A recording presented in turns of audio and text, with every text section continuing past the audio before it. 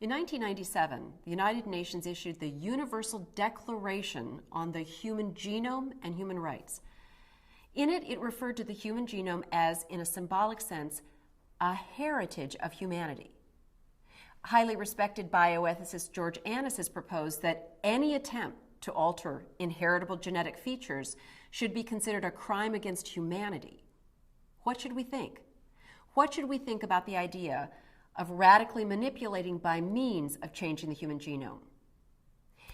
Well, let's start by talking about the human genome and human nature.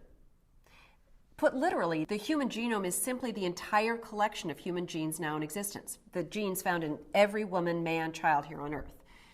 So everyone acknowledges the human genome isn't something that can be perfectly preserved. It changes every second, with every death as certain genes die out, with every birth as random mutations occur. More than that, the human genome has undergone dramatic changes. For instance, 10,000 years ago, at the end of the last ice age, human migrations vastly changed the genome by mixing previously separated populations. And the agrarian revolution, the move from hunter-gatherer societies to settled agriculture, brought into existence crowd diseases like influenza and tuberculosis. Populations were decimated. The genetic strains of a few that turned out to provide resistance proliferated. The genome was critically changed. In other words, we don't want to make the mistake of essentialism, the doctrine Aristotle espoused, according to which species are eternal and unchanging. Post-Darwin, species are understood as things that intrinsically change because they intrinsically evolve. So in one sense, the human genome and human nature is a snapshot of an ever-changing genetic mosaic. So whatever we do, we have to remember the human genome will change. The question, instead, is about our direct, intentional alteration of the human genome and whether that's problematic. So two groups are battling about this. Bioconservatives, like Francis Fukuyama, defend that altering the human genome is intrinsically immoral. They see the genome as inherently connected to the idea of human dignity. On the other side, transhumanists vehemently disagree. The philosopher Nick Bostrom is one of them. He states, transhumanists view human nature as a work in progress, a half-baked beginning that we can learn to remold in desirable ways. They argue that purposefully altering the genome is not in principle immoral. In fact, there may be cases in which genetic intervention is morally obligatory. For example, Julian Savulescu, also a transhumanist, argues in his book Unfit for the Future that we have an urgent obligation to morally enhance ourselves. Savulescu argues that much of our psychology evolved during that Pleistocene era, when humans lived together in small groups of closely related kin. Our psychology, our moral intuitions evolved to maximize survival in those conditions. We privileged the needs of our in-group and were suspicious of those outside it. But we're now faced with two pressing matters that threaten our survival as a species: global warming, nuclear weapons. Savulescu contends that our psychology, our empathy, isn't adequately equipped to deal with the gravity of these problems, and that humans must find ways to morally enhance themselves and transcend the limits of those Pleistocene evolved psychology.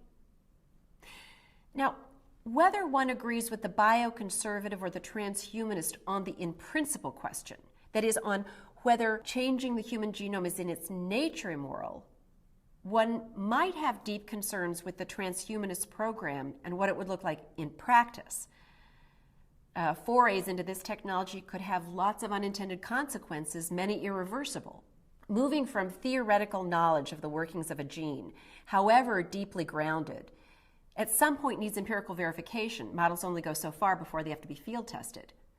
And, well, for one thing, it's hard to imagine being able to ethically conduct clinical trials of such enhancements.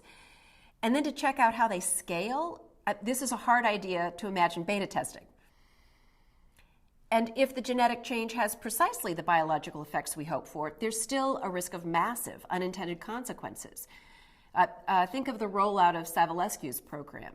A genetic intervention that increased empathy could make those people more trusting and submissive and easier to dominate.